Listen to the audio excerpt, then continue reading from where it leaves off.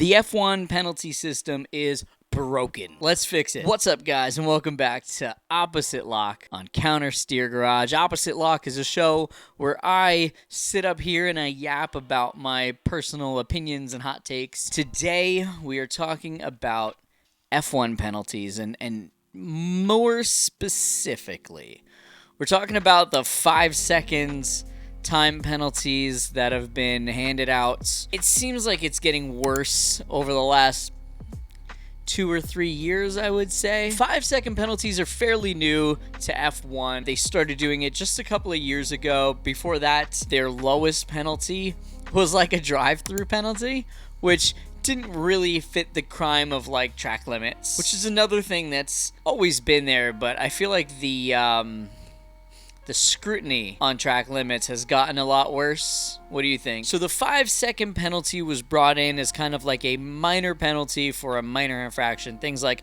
track limits or driving standards, things of that sort. The problem here is that sometimes the 5-second penalty is too severe. Sometimes the 5-second time penalty is not severe enough, and sometimes it's exploited. Too severe. What I mean by this is we're talking like minor track limits violations. You know, say you pick up a 10th or so here and a 10th or so there. F1 will give you 3 warnings, and then they'll start hitting you with 5-second time penalties. You could pick up maybe a half a second, maybe a full second by stretching track limits in those 4 tries, but you're going to get hit with 5 seconds of a time penalty. And I don't see how that's fair. Not severe enough. We see drivers pushing other drivers off the track. Like real, like elbows out, like really unfriendly and unsafe sort of driving. And receiving just a 5-second time penalty. I mean, yes, 5 seconds is something that they now have to manage and figure out, but at the same time, it does nothing for the driver that was forced off. But then there is the exploitation, and this is where drivers will take penalties because the penalty is more preferable than staying where they are. So, for example, George Russell on Esteban Ocon at Monza. George kind of dive bombed Ocon, forced him off the track, I would say, and he did it intentionally. You know, he did it because he knew that the 5-second time penalty that he was going to get for that maneuver was preferable to sitting behind Ocon for the next couple of laps, and you know, he could lose 20, 30, 40 seconds of overall race time behind Ocon. So that 5-second penalty is almost preferable. And George has been kind of the biggest offender here because he is the chairman or the president or whatever of the Grand Prix Drivers Association. So I think he's intentionally doing this to shine light on the process to try and get change, because I know he's been very vocal about making changes to these 5-second time penalties and nothing has happened. So I think now he's like, okay, you know what? I'm gonna use this to my advantage until you change it. So I think that's kind of, I think what George is doing here to try and get some change done. The main issue I have with these 5-second time penalties is that they become strategy. You know, like George before, you can use it to your advantage. It also gives you time. You know, if you commit your infraction early enough in the race, then the driver, the engineers, the strategists, they can all kind of work that 5-second time penalty into their overall race picture and strategize the best way to use those 5 seconds. Penalties should be immediate.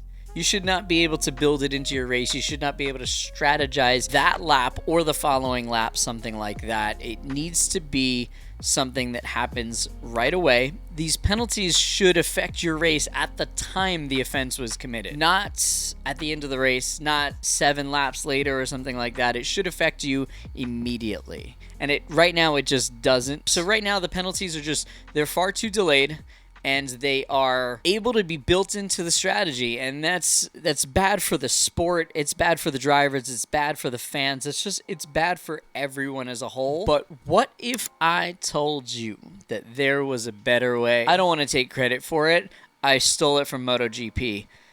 I think Formula One should institute a long lap penalty. What is a long lap penalty? So MotoGP started this back in 2019, and basically they took these minor infractions. So if you commit something like a track limits violation, you get a long lap penalty where you have to go the long way around this curve, and generally it adds less than 5 seconds, more than 2 seconds, somewhere in that range. It's nice because it's very visual for the fans, for the people watching at home and watching at the track. It's immediate. You have to serve this penalty almost immediately, and it's easier to follow. It doesn't feel as harsh. You know, when you get drivers like what was it, Ocon at Austria, where he racked up like 35-40 seconds worth of time penalties, it's just like, it leaves a weird feeling to the fans. So I think a long lap penalty gives you like a very immediate and very visual cue of what the order is. So why is it better than 5-second penalties? Well, it's immediate. I know I said that a few times already. The 5-second time penalty, it doesn't always come right away. If we're going to do the long lap penalty, the stewards need to be on it. They need to offer a decision immediately, and it needs to be served within that lap or the following lap. My preference would be the next time that you come up to that long lap section, you must serve that penalty. And if you miss it, maybe 2, I don't know, something like that. Yeah, so it's immediate. And what that does is it affects the driver's race currently. So if he dive bombs another driver, gets the overtake done, then is issued a long lap penalty, he's basically giving that position back if the other driver stayed close enough. I know it's not perfect, but, you know, essentially he would be giving that position back if it's served soon enough. Another plus is transparency, and I actually like this one a lot because what it does is it makes the penalty system very visual. Currently F1, you have the stack along the side of the screen, tells you where everybody is. At the end of the race, they tally up your time penalties if you didn't serve them in your pit stop, and then they bump you down. And at the very end of the race, after the podiums and after everything, they show the classification with the penalties applied. You could have a driver that you finished in the points and then you see afterwards he dropped to 12th or something like that. It's not very clear. It's not very obvious. It's not very transparent. A long lap penalty, the way MotoGP does on the stack on the side of the screen, you get a little box that says LL, tells the viewer that rider has a long lap penalty. Once it's served, that thing goes away. On the screen, you see him go through the long section of the track. It's very visual. You know, in your brain, you go, okay, he served that penalty. Great. And the third part of this that makes it a huge improvement over the current situation is the entertainment value. And I'm not one to affect the racing classification or the competitive order for the sake of entertainment. Looking at you, Michael Massey. But yeah, I don't want to affect the competitive order with gimmicky type features. But it does have some value, some entertainment value in it. I could picture, you know, say George does a dive bomb overtake on Ocon, right?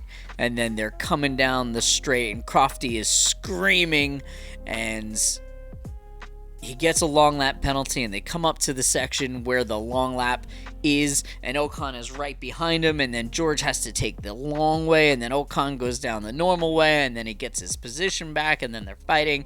I could see Crofty kind of like screaming through that, making it super exciting. They could even do the little box on the side where the stack is, things like that.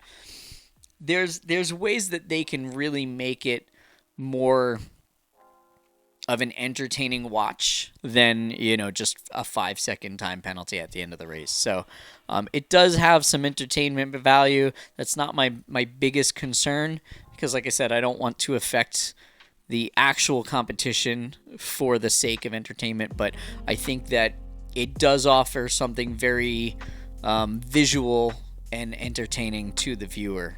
So that's a bonus. It's not the only thing, it's not the number one thing, but it is a thing. So how can F1 do it? It's a bit of an old boys club. As of recently, Liberty Media has made a lot of changes to that, and Formula One is definitely more current than it was even just like 5 years ago. So how could they do it? There's ways, and I've got solutions for it. Most racetracks will have multiple configurations, so I think we could use that for the long lap penalty.